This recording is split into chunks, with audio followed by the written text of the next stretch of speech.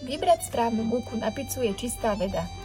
Ale s týmito 3 legendami od Caputo urobíte perfektné cesto aj doma, aj v profi prevádzke. Modrá Caputo pizzeria je absolútna klasika na tradičnú neapolskú pizzu.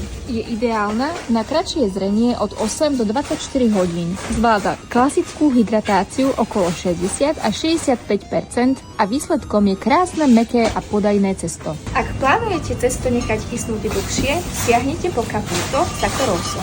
Je to silná múka stvorená na 24 až 48 hodinové zrenie v chlade. Má pevnú lepkovú sieť, unesie vyššiu hydratáciu okolo 70% a pizzeriám zaručí dokonale stabilný výsledok.